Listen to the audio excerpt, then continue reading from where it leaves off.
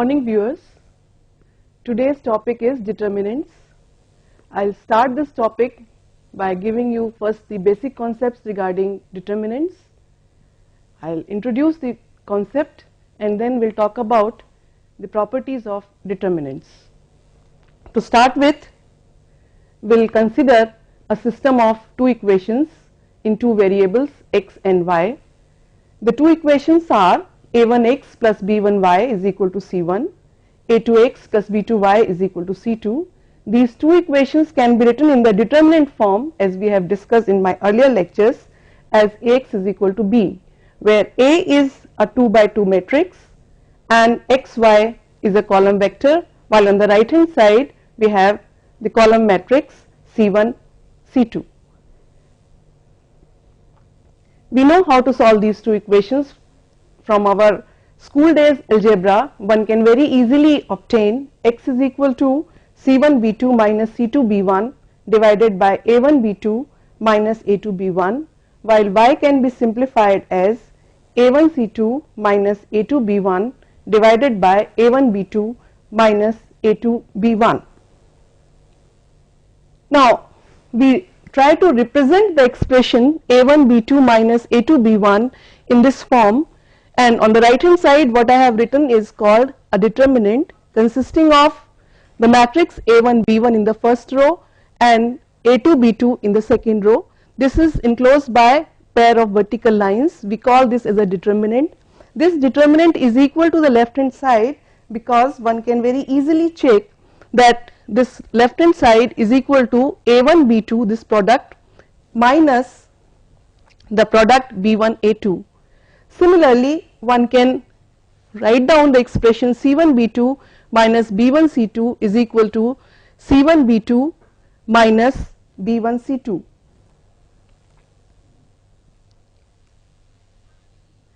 Then the expression x which we have obtained in my earlier slide, the expression x is equal to c1 b2 minus c2 b1 divided by a1 b2 minus a2 b1 as obtained in my earlier slide is this can be written as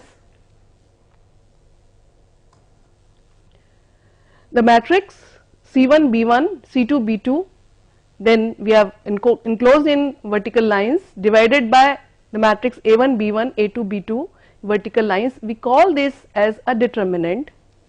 The expression x is equal to c1 b2 minus c2 b1 divided by a1 b2 minus a2 b1 can be written as x is equal to c1 b1 divided c2 b2 divided by a1 b1 a2 b2. Now here we have used the notation which we have used here. We call this as a determinant of the matrix a1 b1 a2 b2. Using this notation we write down y in this particular form. We have already written this expression as this here. Similarly, we can obtain a1 c2 c1 minus c1 a2 as this determinant. Now given this matrix A as a1 1 a1 2 in the first row, a2 1 a2 2 in the second row, one can define the determinant of the matrix as, or we denote it by determinant A, we can define it as a1 1 a2 2 minus a1 2 a2 1. This is a1 1 a2 2 the first term and a1 2 a2 1 the second term with a minus sign in between. Now the example is, if I have given a matrix 1 7 2 8, then its determinant can be written as this, which can be computed as 1 into 8 is 8 minus 7 into 2 is 14 and the result is minus 6.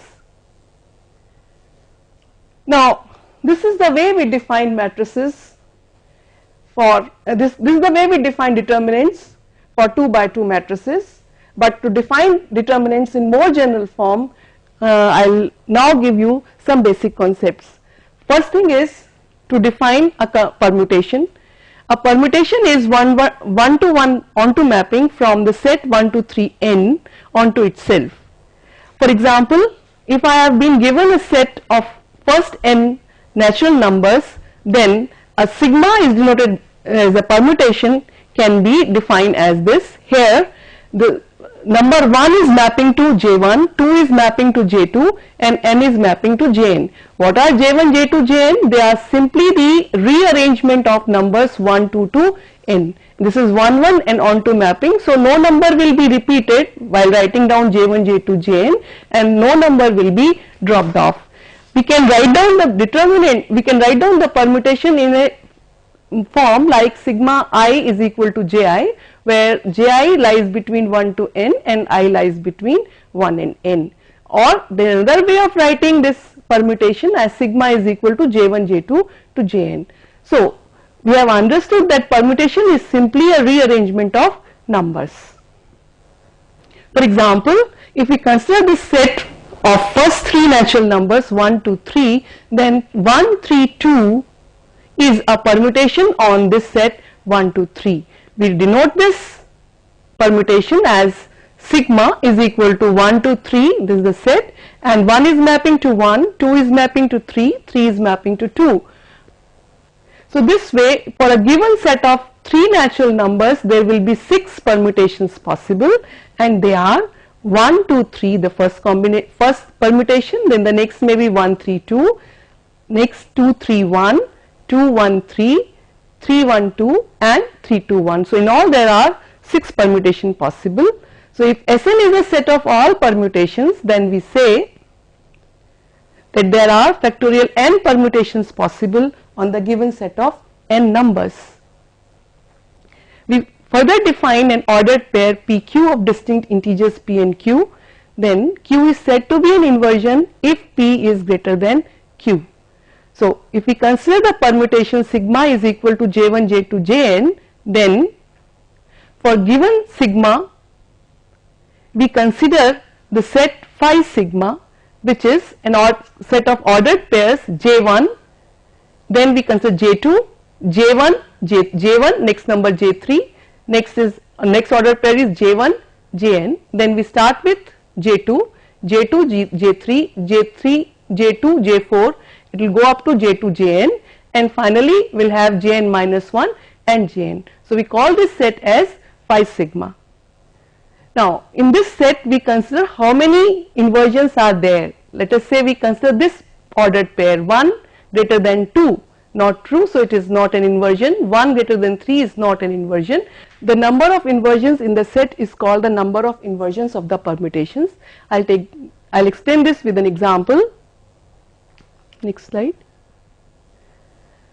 A permutation is sigma is even if it has even number of inversions, and we call the permutation as odd if it has odd number of inversions. So for this, let us consider the permutation 3, 2, 4, 1 on the set of first 4 natural numbers. On this permutation we define the set phi sigma as 3, 2, 3, 4, 3, 1. These are the first 3. Then we start with 2, 2, 4, 2, 1. These are the ordered pairs. Then we start with 4, 4 and 1. So in all we are having 6 ordered pairs in phi sigma. Now if we consider the number of inversions in this, then 3, 2 is an inversion because P is greater than Q. 3, 4 is not an inversion. 3, 1 is an inversion because 3 is greater than 1. Similarly we will have 2, 1, 2, 1 and 4, 1 are inversions. So in this set we are in all having 4 inversions, and consequently the above permutation is an even permutation. Now we consider a square matrix of order n, and we try to form the product of n numbers. Then these numbers, this pi is denoting the product pi ai ji. We write it as a1 j1, a2 j2, a3 j3 and an jn. Now if we consider, for example, sigma as this permutation, then this product I is equal to 1 to 4, aiji will be a11, a24, a32 and a43. So if we consider this product and consider this square matrix, then this product basically means that we are considering this term multiplied by this term and this term.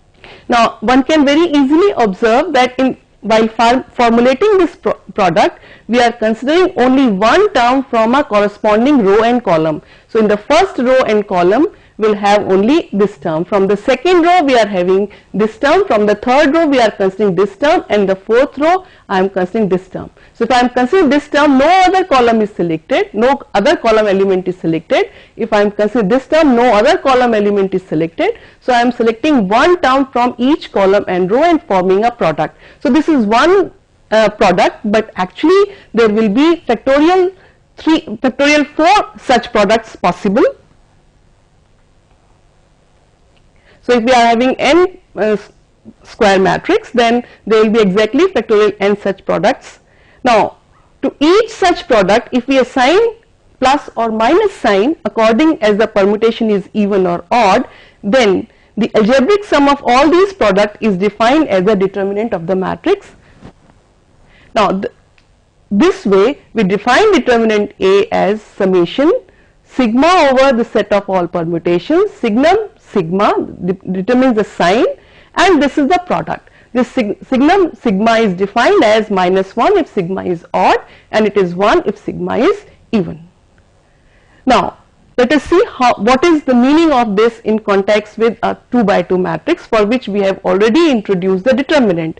So if we give this matrix 2 by 2 matrix, then its determinant is A11 A22 minus A12 A21.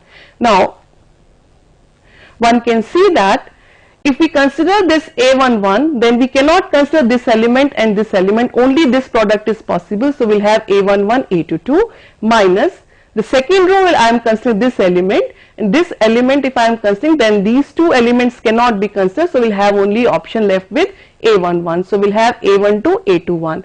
Now this is coming with negative sign because this combination, this 1 2 2 1, this permutation is an odd permutation. So we will have a negative sign. So we will be applying this definition. We are forming product of two terms, and then this we use this concept, and what we have is the determinant of this 2 by 2 matrix. So this is what we have already defined.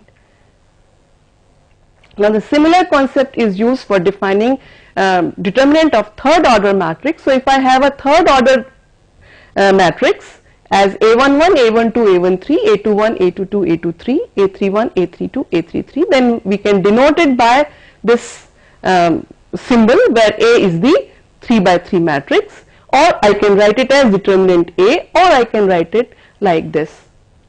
Now this is a 3 by 3 matrix, so there will be factorial 3 terms possible. So total are 6 terms which are possible, and each term is actually a product of 3 terms.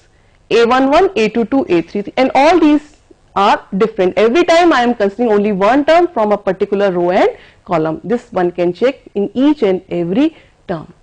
Now what if we consider these two terms, then one can very easily see that A11 is common from these two terms, and what remains is A22, A33 minus A23, A32, and these two can be written down in the form of a determinant. This is A22, A33 minus A23, A32. Similarly, one can write down A12 can be taken out from these two terms, and A13 can be taken out from these two terms, and then determinant A can be written in this particular form. I have taken the terms A11, A12, A13 outside, and then I am multiplying by a 2 by 2 determinant. Now these A11, A12, A13 happens to be the elements in the first row. So that means I am defining the determinant in terms of first row. But this is not all. We can define determinant in terms of any rows or columns, like what we can see in the next slide. So if we start with determinant A is equal to this, then we can rearrange the terms in a different manner. Yes, so that we can now have A11, A21 and A31, and they are multiplied by corresponding 2 by 2 determinants. So this is not all. One can take out, one can expand in terms of any rows or any columns.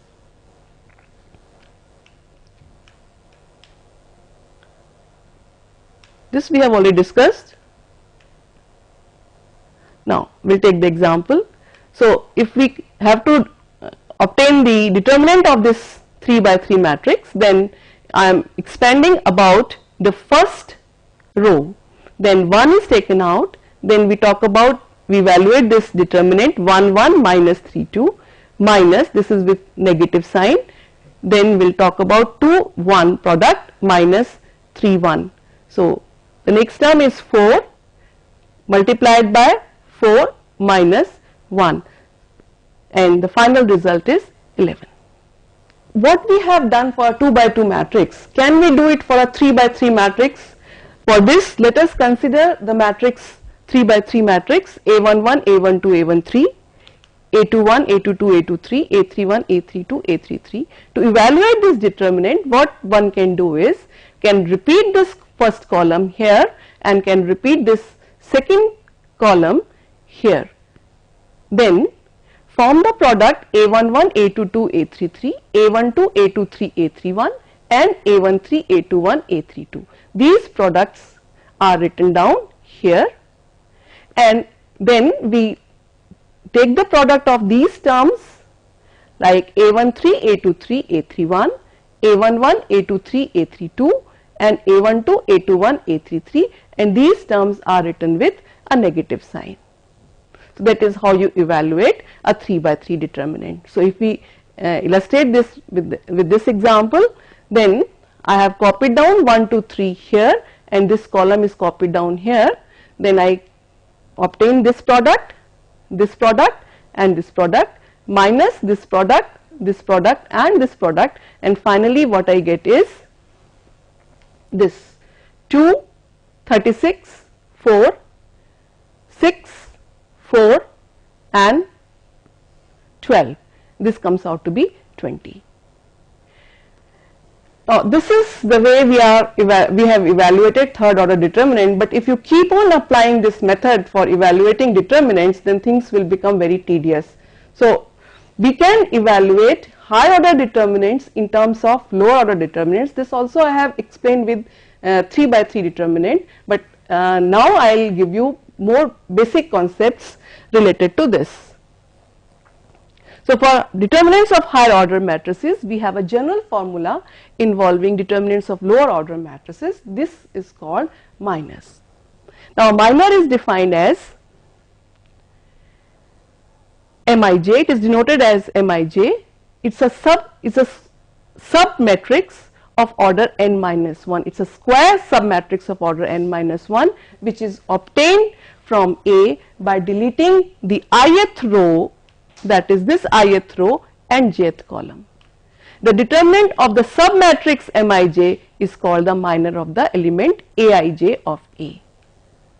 For example, if I have this 3 by 3 matrix, then the determinant of A11, if we denote it by M11, then it is obtained by the determinant of this 2 by 2 square sub matrix, while M22 is this element, is the minor of this element, and this submatrix is obtained by deleting this row and this column, and what we have is this minor. Now M11, this is submatrix, M11 and M22 are submatrices. M11 is the minor of M11, which is the determinant of this, while M22 is the determinant of this submatrix A11, A13, A31 and A33. So for given matrix A, the determinant A is this, and it is computed as A11 multiplied by A22, A23, A32, A33, that is this, minus A21, this, multiplied by a second order determinant, and then A31 multiplied by this. Actually this formula has already been obtained in my earlier slides. Using this concept, one can write down determinant A as A11 minor M11 minus A12 multiplied by M12 plus A13 multiplied by M13. This minus and plus is coming because we have to have alternate signs, and this formula can be used for these signs. Now we say A1j, M1j, the sign which is to be taken is minus 1 raised to power j plus I, and this is when I expand this around the first row. But as I told you, this can be done for each and every row or column. So if I take any row from 1 to 3, then this formula can be used for evaluating determinant, and this formula can be used for evaluating determinant when I am considering columns. Now I have introduced the concept of minus, but the problem with minus is one has to remember the sign minus plus, which term is to be taken with minus sign, which term is to be taken with plus sign. So what I do is, what we do is we introduce another term called as cofactor associated with the element Aij. We denote it by Aij. It is defined as Aij is equal to minus 1 raised to power I plus j determinant Mij. So that minus 1 I plus j is taken with the cofactor, and in fact we don't have to remember this formula. One can use this checkered pattern to associate sign with appropriate Mij. The first term starts with plus, the next term is minus, then plus, minus, and so on. So this checkered pattern can be used for evaluating determinants. Using this, one can write down the determinant A as A11 A11 plus A12 A12 A13 A13. Here A11 is the cofactor of A11, A12 is the cofactor of A12, A13 is a cofactor of A13. So in short, we can write down this expression as summation j is equal to 1 to 3 A1j A1j. This is cofactor. Then determinant A can also be written in this. I can take any value from 1 to 3. That means it can be expanded about any row, and this means j is taking values from 1 to 3. That means it can be expanded about any column. For general square matrix of order n, the formula can be written in this particular form, where I will take values from 1 to n and j will take values from 1 to n. This is what we have obtained earlier, and determinant A is equal to sigma belonging to Sn. So that is how this definition is being derived from the definition which I have introduced in the beginning. Now I illustrate this with the help of an example. Let us say A be a matrix such that its each row and each column has exactly one non-zero element, then its determinant is non-zero. See, if I am taking here a 4 by 4 determinant, then every row or column has only one entry non-zero. So when you form this determinant and form factorial 4 terms, then you will notice that only one term will remain, rest of the terms will be 0. And what is that term? That term is A13, A22 this term, A31 this term, and A44 this term. Rest of the terms will be 0, and we are putting this with negative sign because this is of order, this is of inversion 1. So it is an odd inversion, that is why we are having a negative sign. So what is the determinant of this this matrix? That is 1 into 2 into 3 into 1, and the final result is 6. Now after defining the determinants, I will discuss the properties of determinants. These properties are important because they can be used to evaluate this can be used to compute the determinant in a convenient manner. Let us see the properties one by one. If all the elements in a row of the matrix A is 0, then determinant A is 0. Now first let me give you the proof of this. Determinant A, as I told you, can be written as j is equal to 1 to n akj akj. This akj is a cofactor of akj.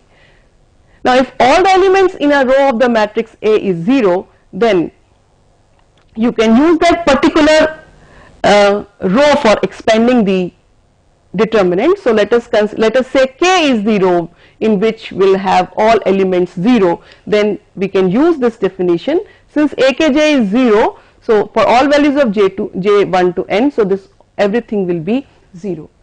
For example, if we have this determinant in which the third row has all elements 0, then the final result will be 0. One can very easily check. We start with 0, whatever be the determinant, this term will not contribute. Same thing will happen with this. This multiplied by its cofactor will not contribute anything. This multiplied by its cofactor will also not contribute anything, and that is what we are having 0.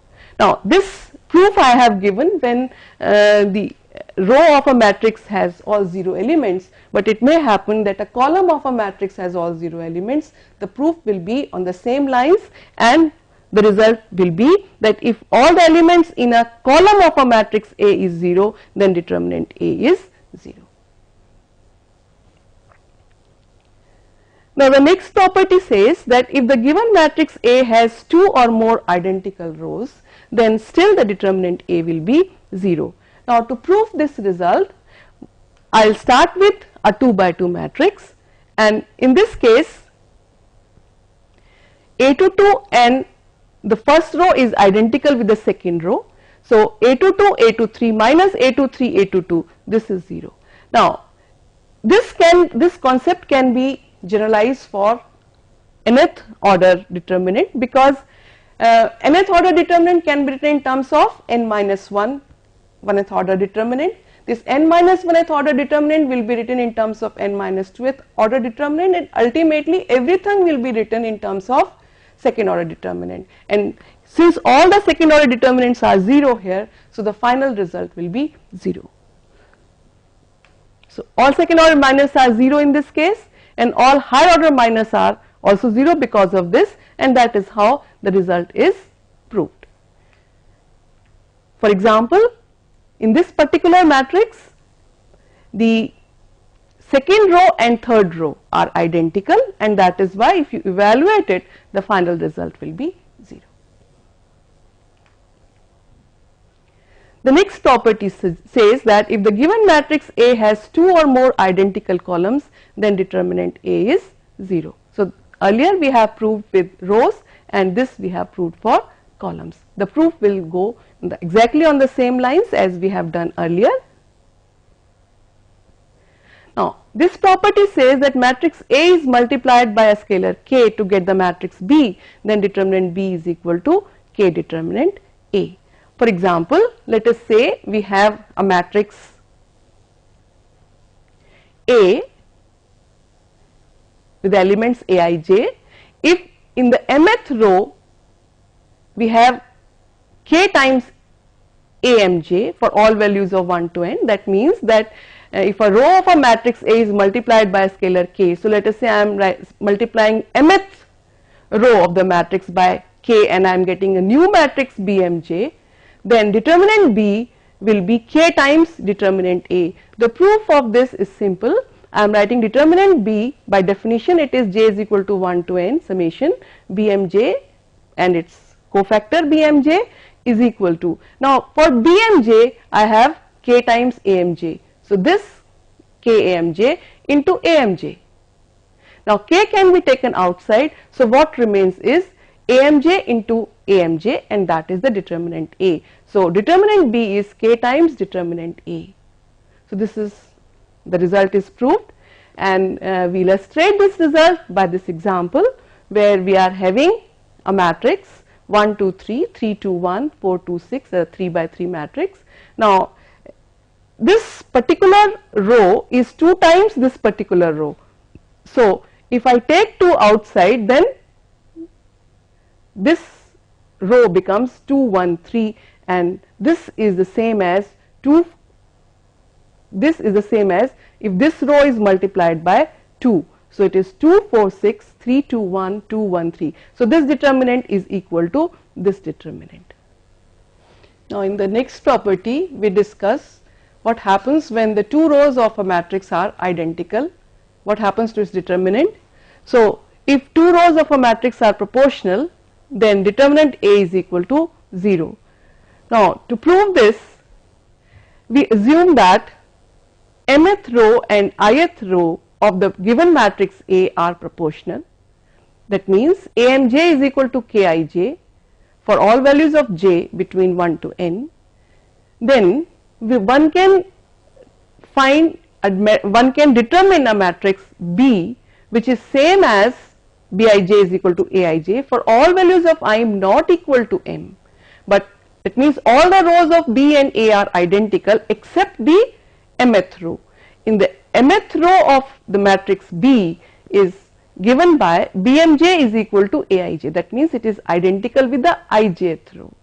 Now that means one can take K outside from the B matrix, and what we have is determinant A is equal to K times determinant B. This is the result which we have proved in my earlier property.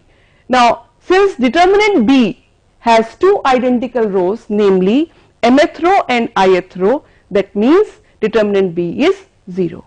So I and m rows are identical in B, so determinant B is 0, and that means determinant A is also 0.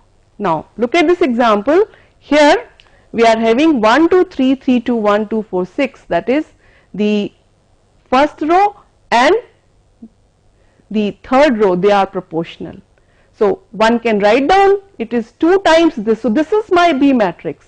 Now in this B matrix 1 2 3 and 1 2 3 in the first row and the third row are identical. So this determinant is 0, and that proves that this 3 by 3 determinant has value 0.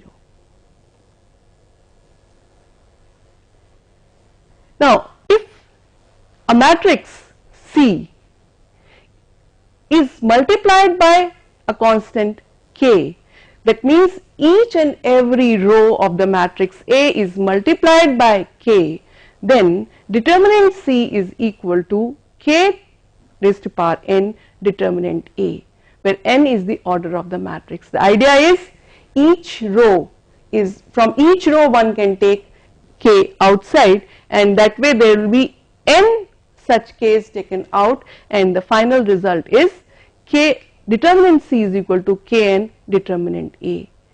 Now if a row of a matrix A is multiplied by scalar K to get the matrix B, then determinant B is equal to K determinant A. This is what we have proved in my earlier result, and if you apply it for each and every row, then we will be having this. Now the properties which we have discussed so far, they are applicable to rows. We have proved them for rows, but they are applicable to columns also. So all the properties are applicable to rows as well as columns. Now if the matrix B is obtained by interchanging two rows, namely R and S of the matrix A, then determinant B is the negative of determinant A. That means when you interchange two rows of a matrix, then this minus sign will come in between. Now the proof of this this thing can be proved very easily from this, because if you are changing two rows, then actually the signum sigma will change, the inversion will change, and one minus sign will be coming because of this. That is why determinant B is equal to minus determinant A. Now in the next set of properties, we will see the effect of elementary operations on matrices, and we will see what is their effect on determinants. So we have first elementary operation where we interchange ith row with jth row of the matrix. Now if we change ith row and jth row, we denote it by determinant A, Ri and Rj are interchanged. This is used as a suffix. Then this is equal to minus times A. This I have proved in my earlier slide. Now if you replace ith row by K times ith row, then Ki will go to Ri, and in that case if we use our earlier results, then determinant of A by interchanging Kri to Ri is equal to determinant A divided by K. I will explain this with examples. The third elementary operation is when we replace row j by a non-zero k times rho plus rho j. So, k r I plus r j will be replaced by r j. So, that means determinant of A after replacing this by r j is equal to A. So, let me explain this with example. So, let us say I have a matrix A as A, B, C in the first row, R, S, T in the second row, U, V, W in the third row, and its value is 2. Let us say this, the A, B, C are such that this determinant is equal to 2. Then A, B, C, U, V, W, R, S, T, this determinant is actually obtained from this determinant by interchanging the second row and third row. So, because we are changing two rows, so the minus sign will come, since this determinant is 2, so this determinant will be minus 2. Now, all these elementary row operations are, all the results related with rows are applicable to columns also. So, if I write down this determinant as 3a b c 3r st 3u vw, that simply means that I am multiplying this column by 3 and I am getting this. It is 3 times a, 3 times, this is actually related with this, not with this. So, I have to change it. It is not with this, I have to show this reference. This determinant is obtained from this determinant by multiplying this column by 3. So, this column is 3a, 3r, 3u. Rest of things remain the same, b, s, v, c, t, w. Since this is multiplied by 3, so the effect of this is that it is 3 times 2 and the final result is 6. Now, this matrix is obtained by replacing the second column as b plus 2c, s plus 2t, v plus 2w. This is actually obtained by adding this plus 2 times this column.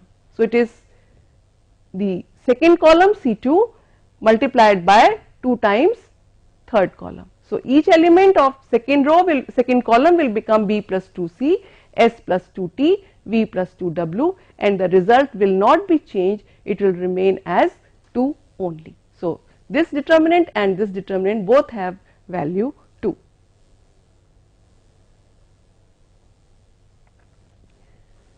Now, the value of a determinant remain unaltered if rows are written as columns or vice versa, because all the properties which we have discussed so far, they are applicable to rows as well as to columns. And with this we have another property, that is determinant A is equal to determinant of A transpose, because the transpose A is actually obtained from the matrix A by writing rows as columns. So, that is why determinant A is equal to determinant of A transpose.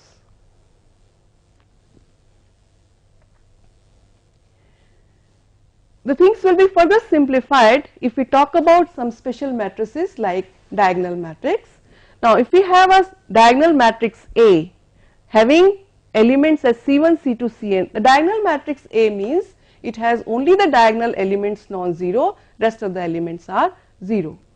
So, the determinant of A in that case will be C1, C2, Cn, because this is actually true from the result which we have discussed in my first property. So, if we have this diagonal element, diagonal matrix, then its determinant will be 1, 2 and 3, that is 6. So, we have to simply multiply the diagonal elements and that will be the value of determinant. Now, this result can be generalized to a triangular matrix. So, if we have a triangular matrix with main diagonal elements as C1, C2, Cn, then the determinant is obtained as the product of diagonal elements. Let us see the proof for this.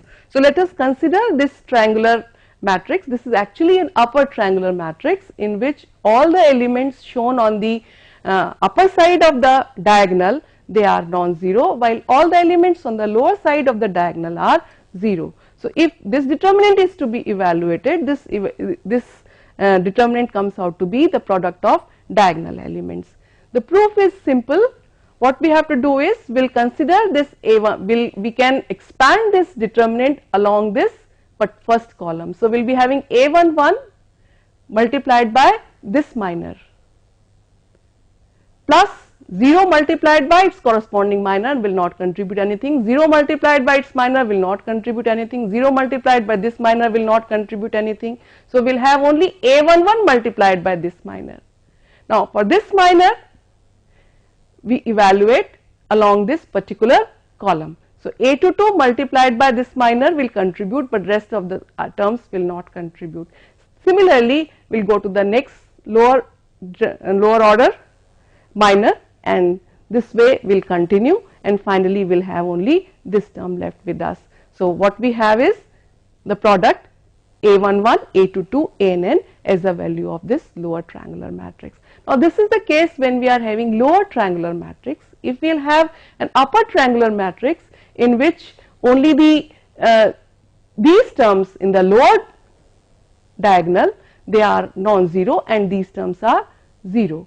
So, the result can be proved on the same very lines. Only thing is, instead of taking this particular row, one has to take this particular column in that case, and determinant A will be simply the product of diagonal terms. So, whether we have a triangular matrix or we have a diagonal matrix, its determinant will be product of diagonal terms.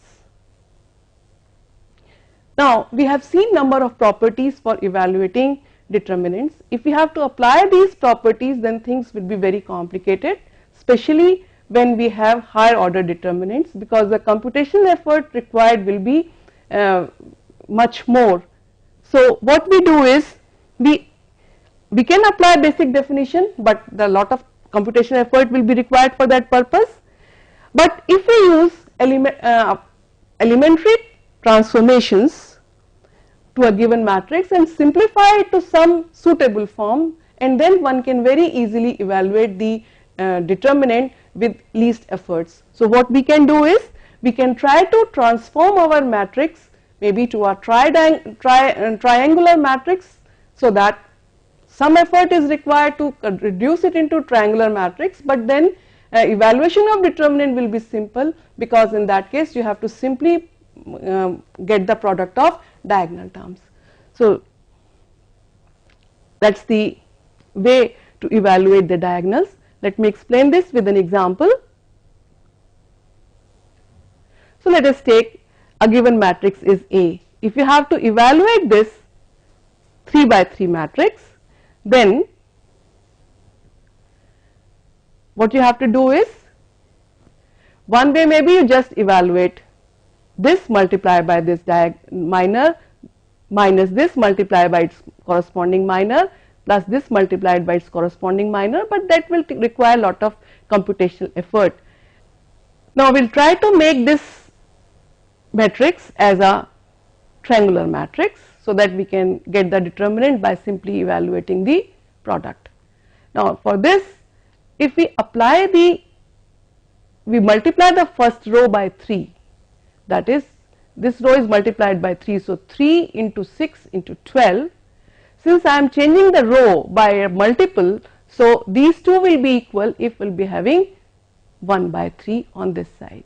So, after applying this operation simply means 1 by 3 of this. Now, since these two are identical, so what I can do is R2 minus R1 is replaced by R2. So, second row is replaced by R2 minus R1. So, this is my new second row. This is this minus this, so it is 0. 1 minus 6 is minus 5, 2 minus 12 is minus 10, and third row remains the same.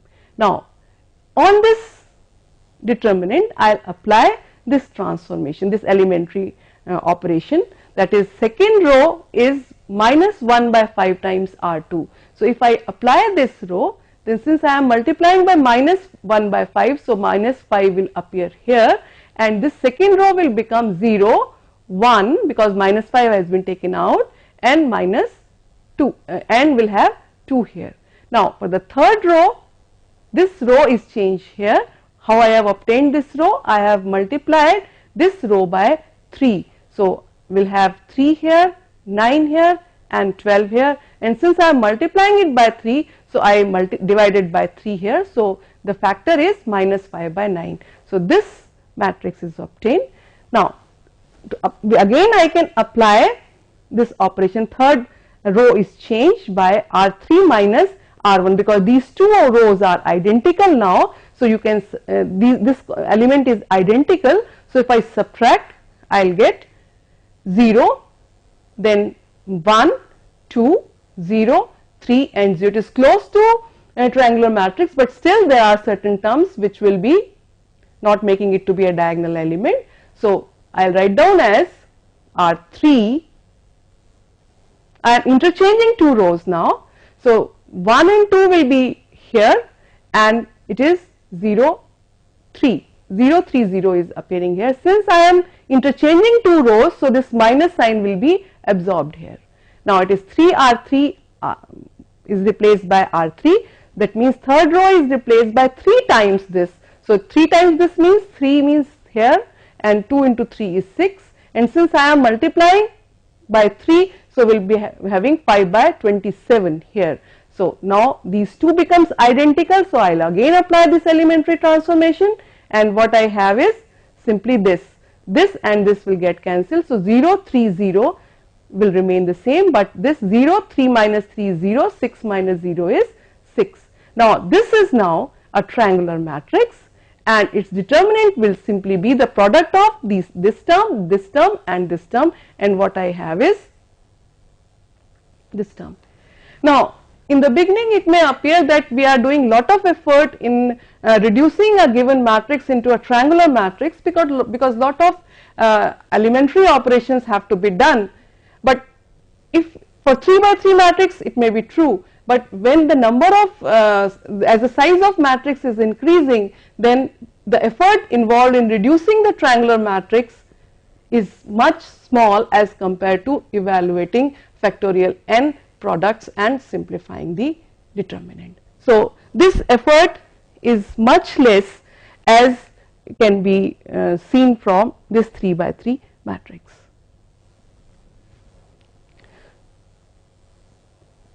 Now we can see that if we evaluate this determinant by normal definition which I have given you earlier, then this comes out to be 10. So the result is the same. So the determinant evaluated by the usual definition also comes out to be the same as we have obtained in the case of triangular reduction. Finally, the determinant of 3A is 3 into 3 because A is a 3 by 3 matrix. So the determinant of A is known, and since I am multiplying 3A means I am multiplying each and every row by 3. So it is 3 raised to power 3, that is 27 into 10. So determinant of 3A comes out to be 270. Now in this example we will try to evaluate this determinant by using properties of the determinants which we have discussed so far. In this example we are trying to show that the value of this determinant is equal to b minus a into c minus a into b minus c. Now this determinant is evaluated using elementary row operations. We will try to reduce this determinant into a triangular matrix. Now to reduce it into a triangular matrix we apply a series of elementary transformations. The first transformation is that the second row is replaced by R2 minus R1. So here I am writing the new second row, it is R2 minus R1 of this. So it is b square minus a square, b minus a, and 1 minus 1 is 0. Simultaneously I apply R3 minus R1 to get new R3. So that means c square minus a square, c minus a and 0. So this matrix is obtained after applying these two elementary operations. Now on this I apply these elementary operations. The idea is one can very easily see that b minus a can be taken outside from this row and c minus a can be taken outside from this row. So I say R2 divided by b minus a is R2 and R3 divided by c minus a is R3. So the row will not be So if I apply these operations on this matrix, then what I get is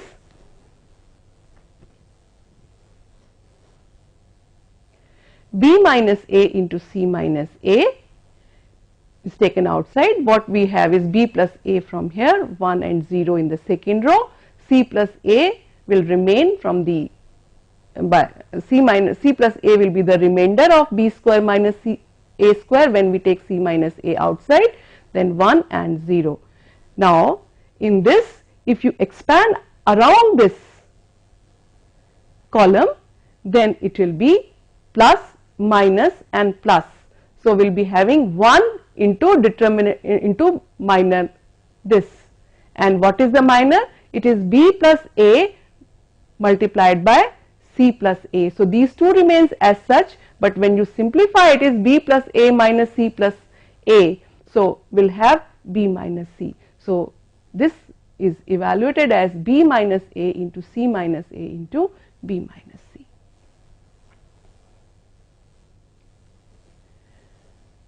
In the next example, we try to verify that this determinant is equal to this determinant. Now for this, we again apply a series of operations.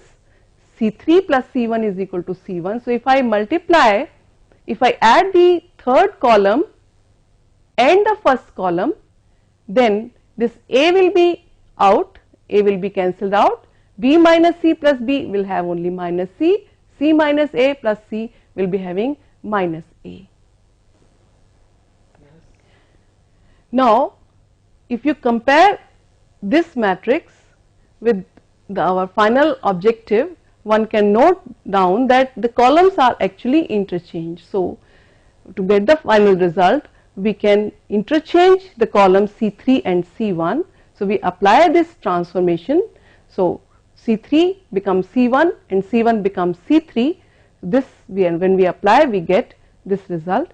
And since we are interchanging two columns here, so this minus sign and minus sign due to this interchange will be absorbed, and what we have is the final result A1B, B1C, C1A, which is the same as this. Viewers, with this we have arrived at the end of this lecture on determinants.